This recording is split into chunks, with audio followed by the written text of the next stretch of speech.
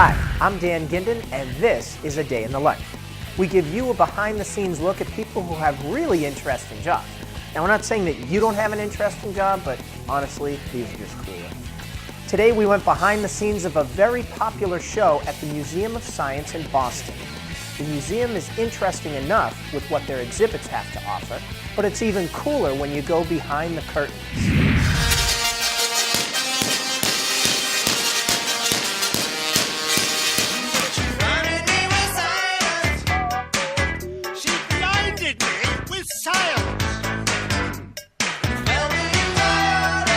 Since 1951, when it was relocated here, the Museum of Science has given visitors and busloads of children thrills, chills, and a great deal of knowledge.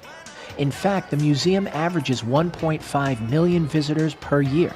What other institution can you visit in Massachusetts where 1 second you're in Boston and the next in Cambridge? No matter what's new or old in here, people just keep filing in. People want to know, well, how does this work? What's making this work?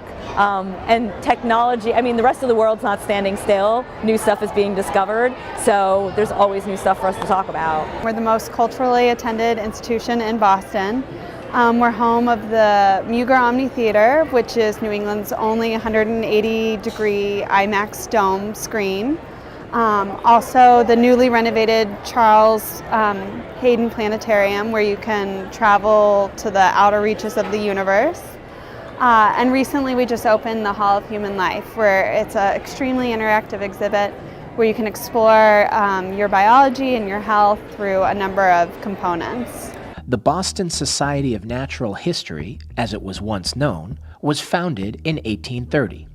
It was a place for those who liked to share scientific interests. After moving from location to location, the museum ended up on Newbury Street, where it stayed until after World War II, when it was once again relocated to its current home. Brad Washburn was flying over in a helicopter and saw this piece of land and said, that's where I'm going to build the Museum of Science, and that's how it ended up in this location. The construction began in 1948, and the museum was reopened in 1951 and was highly regarded as the first all-encompassing science museum in the country. In the Museum of Science, education associates like Southborough resident Susan Heilman are treated like rock stars. Kids and adults alike come to the museum to learn. So having scientists like Susan to learn from is a great bonus. Before going to school, Susan was just like any kid that walks around the museum today. I've always loved science since I was a little kid, more nature, exploring in the backyard and stuff. And I wanted to first be an MD doctor. Then in college, I went to Vassar College in New York, and I decided I didn't want to be a medical doctor anymore, but a PhD doctor. I wanted to do research. I wanted to learn why things happened. And then I went to UMass medical school, graduate school at the medical school in Worcester, and I was doing cancer research, and that's why I really loved doing cancer research. I liked working with the different model systems, animal models, cell model systems. And while I was there, though, I had kind of, I guess, a negative experience in the lab. And I decided the one thing that kept me sane through graduate school, though, was doing outreach with kids. And I would go into various schools in Worcester and do general science programs, so not just biology, which I knew the best, but doing geology and space science and earth science and chemistry for everything. After graduating, Susan wanted to go someplace where she could keep teaching people about science. She and the Museum of Science made the perfect match. I like talking to the public. I like interacting with people. I used to be a bit shyer in a previous life of mine, but I just love getting people excited about science. Like, even if you can hear I'm a little under the weather today, but just getting a good audience, getting someone who wants to talk about science just kind of pumps me up, and I get really excited to do it. Today, Susan is conducting a presentation for the appropriately named Lightning Show. We do a lot of prep work to be able to do that, especially the lightning show of all shows, because it can be dangerous. There's a lot of safety precautions, a lot of things we need to learn how to do. Before the show, Susan gave our cameras an inside look at this very popular exhibit. So we're inside of the Thompson Theater of Electricity, and we've got the world's largest air-insulated Van de Graaff generator, and a bunch of other cool things in here that we can strike with the lightning. We use to talk about lightning, tell stories about lightning, and also highlight some other principles of electricity. So we can go on in and take a look at it. So this is our, well, I don't know if we want to start with that. So this is our Van de Graaff generator. There's two big columns with the two domes on top. It's basically where we generate the lightning. And then we've got things like the cage that we can strike. We can go inside and strike it with lightning and show that we're safe inside, like you're safe inside of your car because of the metal frame. We've also got a kite we can strike. We can talk about Benjamin Franklin and his role in determining that lightning and electricity are one and the same. We have a tire we can strike, which is when we can talk about that it's not the rubber tires on your car that keep you safe, because they actually act like a conductor, not like an insulator when it's struck by lightning. We've got a large Tesla coil here. It makes giant sparks at very high voltage. Kind of the most fun part is we have our solid state Tesla coils that we use as musical Tesla coils. So basically we can have hundreds or even thousands of sparks within a split second, and so it can make actual notes. We hear them at different pitches. And so we've got this one here and this other one. Kind of look like, you know, the gold trees with silver donuts on them. And we can play a whole bunch of songs that are pre-programmed into a computer. We can actually even hook it up to a keyboard, and you can play notes on there, and they'll play out here just like you're playing an instrument or something. So that's a lot of fun. It's one of the most favorite things. We've had people get married in here, and we do like Here Comes the Bride or Happy Birthday on them. So they're a lot of fun. This is one of our metal targets that we just commonly strike with the lightning. How are these maintained? Like, what goes into that? Oh, wow. So they're over 80 years old because they were built by Dr. Van de Graaff in 1931, and we have a group of other education associates and program managers that work here that have been working with this machine for years. And this is an insulating material. It's kind of a wood type material. And then the domes are made of metal, and over 80 years the wood can start to chip off as the electricity is running through it. It takes a lot to maintain it, and we're constantly replacing the giant belts that are inside every couple years. We're doing more and more to prevent it from degrading over time, and a lot goes into it. I don't know all the details, I just know that they spend a lot of time maintaining it. And it's, you know, it's a piece of history, but it's also a really cool tool to use to talk about science.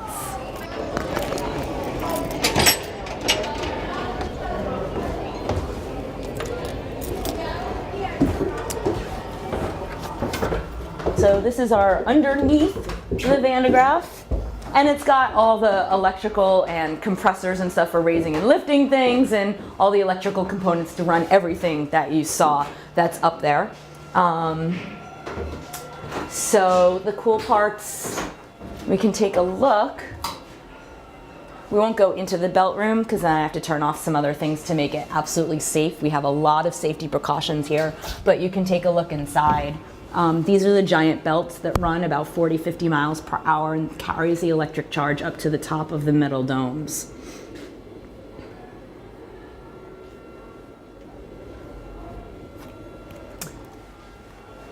And we have, so there's belts inside of this one, and then there's a ladder going up inside the other one because we can go up into the domes, and that's how we can do maintenance up there as well. And the rumor was that Dr. Van de Graaff had his office up there, and he had a ladder coming out from the outside into one of the domes and could like sit up there. Okay. And still to come on A Day in the Life, an electrifying show that you won't want to miss. So stick around. And we're out. You got plans? You bet.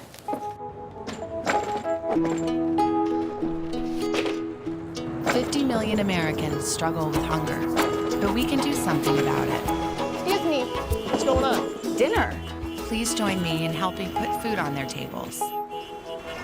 Together, we can feed America. You guys keep going. I'm gonna get the plates. Plates? Find your local food bank at feedingamerica.org/hunger. Quiet, please. Wait a sec. I'll take one. Oh yeah. All right. All good. Take care.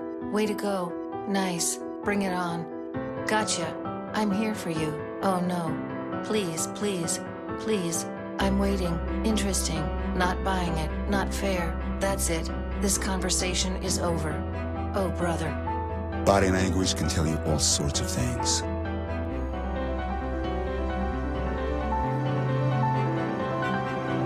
I'm having a stroke.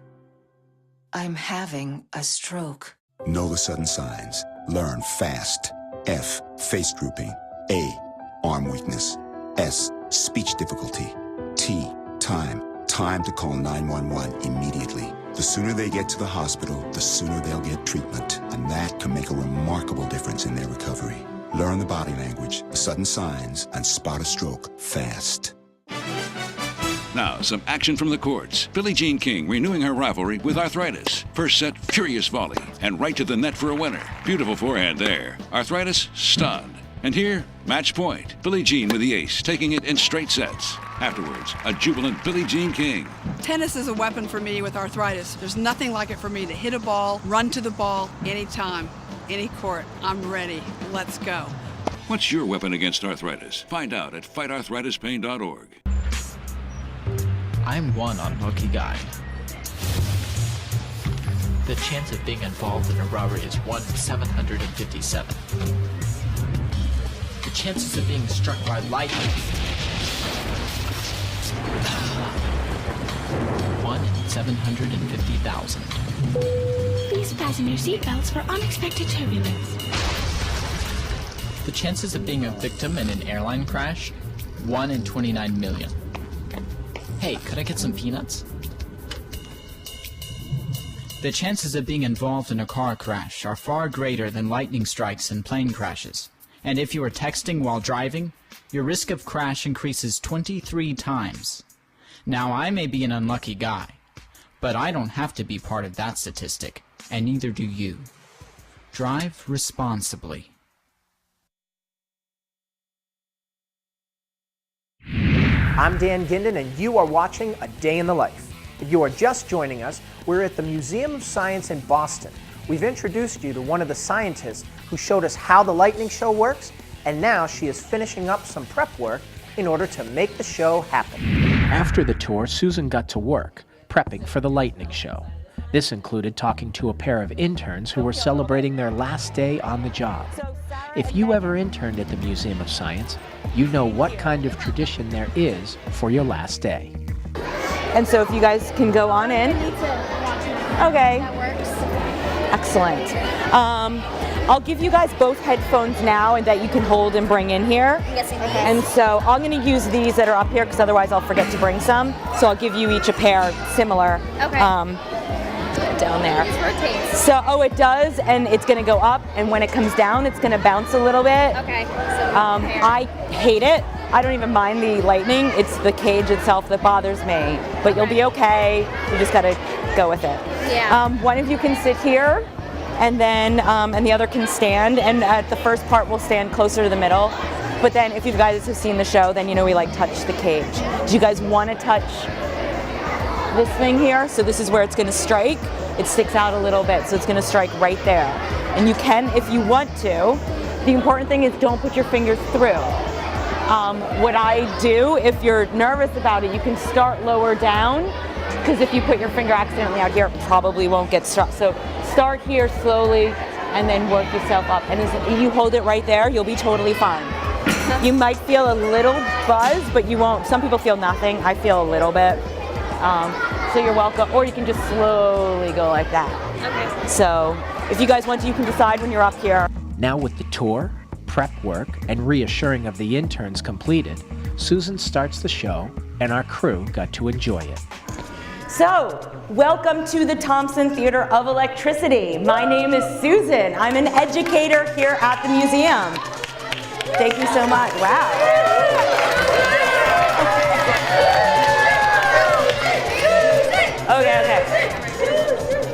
I love your enthusiasm, and hopefully it's for science and not just for me. So a couple of housekeeping tips here. We're going to be making actual lightning in here, and so we're going to have bright flashes and loud noises. As George mentioned a minute ago, I am going to let you know before I'm going to make those bright flashes and loud noises, so you can be sure to protect your ears if you would like. I am going to be using hearing protection as well, so there's no problem with doing that. So to start things off with, I thought I'd give you a little bit of a taste of what exactly do I mean by indoor lightning. And so, if you want to get started, I'm going to get out my own hearing protection here. And I'll give you a little bit of a taste as to what indoor lightning actually looks and sounds like.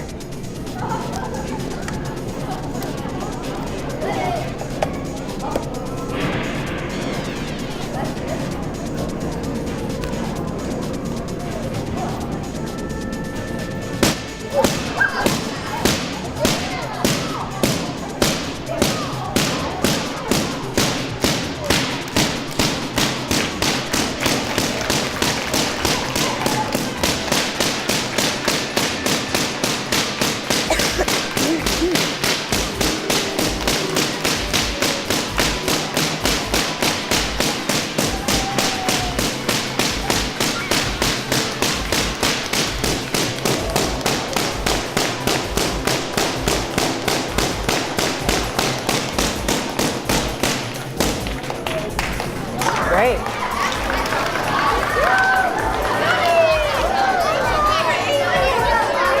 So it's only going to get better from there. Okay, so let's take a minute to talk a little bit about what lightning actually is. So lightning is, and we've learned from many scientists over the years, one of the most notable being Benjamin Franklin, that lightning is in fact electricity, or more correctly, the effects of electricity as it travels through the air. So my first question to you about lightning safety is, where is the safest place to be in a thunderstorm? Where do you think? Just say it. Don't. Okay.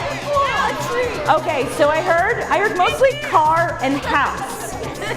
So if you were inside of your house and there was a thunderstorm, would you go outside and get into your car? Okay.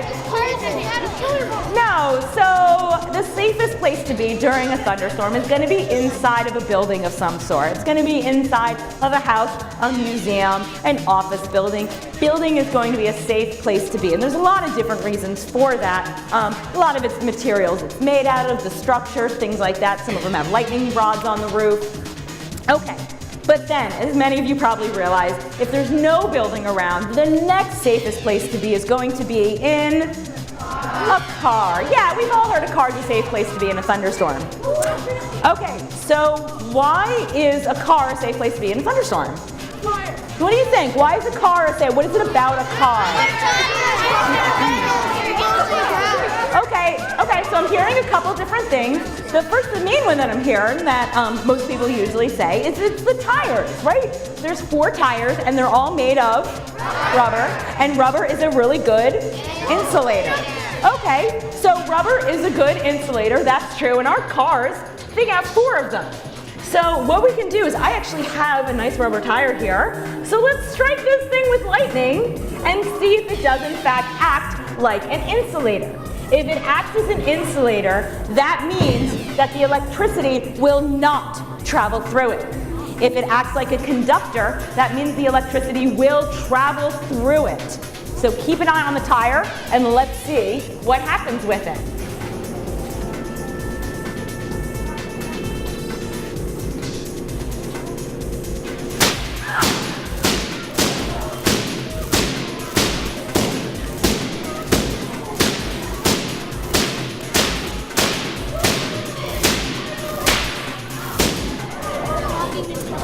Okay, so did the tire act as an insulator or a conductor? Conductor! Right, did you see the electricity get stopped or travel through it? It traveled, it kind of came in like at the top left and came straight down at the bottom. It acted like a conductor. So that's another that's kind of the other key piece to a car. You got 4 tires and you got the metal frame. Okay, So I don't actually have a metal car in here, but I do have a metal frame thing. What I have is this metal bird cage that's back here. And to give me some help, and because it's a little scary going up in there, although it's too late for them to back out now, I'm going to bring up two of our interns right now that we have working here at the museum, Sarah and Megan. They're interning, they're finishing up in the Live Animal Center. So you guys can come up, and we're gonna head up into the cage. Guys, watch your head as we go in here.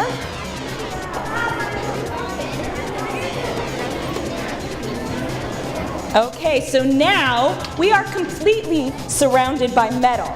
So we've got metal beneath us, around us, and above us. And what I'm going to do is raise us up so that we're going to be the tallest thing in here, because we want to make sure for this to be effective that the lightning is going to in fact strike this cage. So we're raising ourselves up, making it nice and tall. We're going to turn the machine on, and in just a second we're going to strike the cage. You guys ready for this? Yeah. Yes, they are. They're ready. They're excited and a little anxious. Anxious, maybe not nervous, maybe anxious with that. Okay, so let's get this guy going up nice and tall. Okay, we'll see if this is high enough. We're going to put on our hearing protection because it's going to get nice and loud up here. And let's strike this cage and see if we're safe inside of it.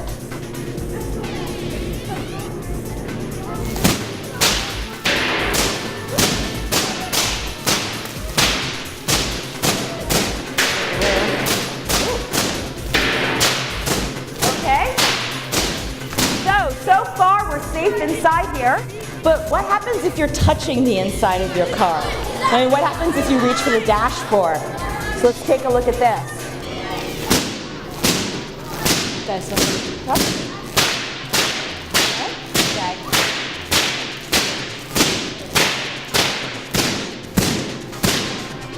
Okay, so still safe and sound up here. Yes, even though I was even touching the inside. Okay, so why in fact were we safe inside here? Well, it has to do with the fact that it is a metal cage. Excuse me. Let me just check this. Cutting out here, guys. Okay. Ooh. Okay, there we go. Okay, so it turns out it's because in fact that we are inside of a metal cage, a metal frame here. Because it turns out that electricity and magnetism are basically two sides of the same coin. Electricity, or magnets, can be used to make electricity. It's how most power stations work. Giant moving magnets make electricity.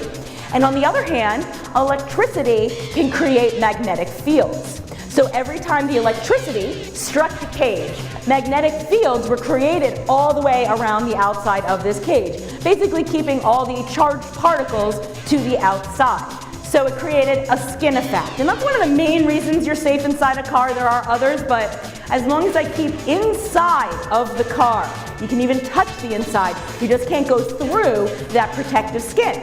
And that is in fact why you're safe inside of a car during a thunderstorm. So let's give our volunteers here, or our interns here I should say, a round of applause. Watch your head.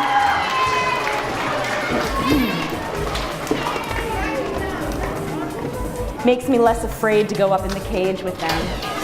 For those of you that don't know what I'm about to do, it might seem weird, like, duh, of course you're going to use electricity to make music. That's how my iPod works, my computer, my radio, or whatever you listen to music on. It runs on electricity or batteries or something. But, guys, what we're going to do here is make the music with the actual electricity traveling through the air. So this whole time, whenever I've made a spark, we've heard a sound, mostly just a pop, pop, pop.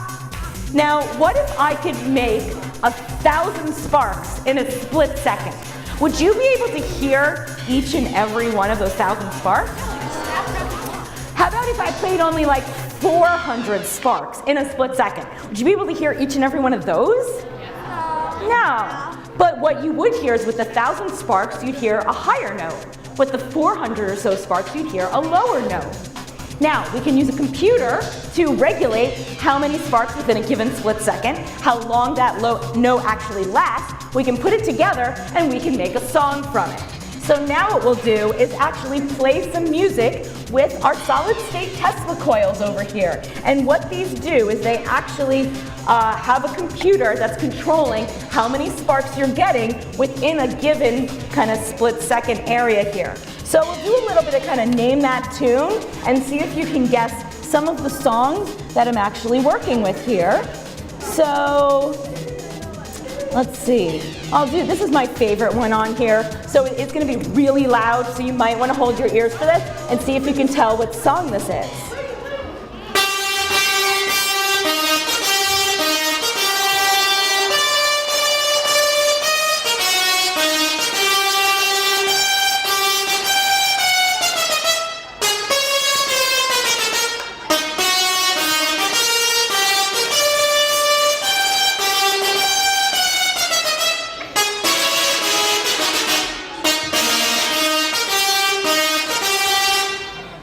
Okay.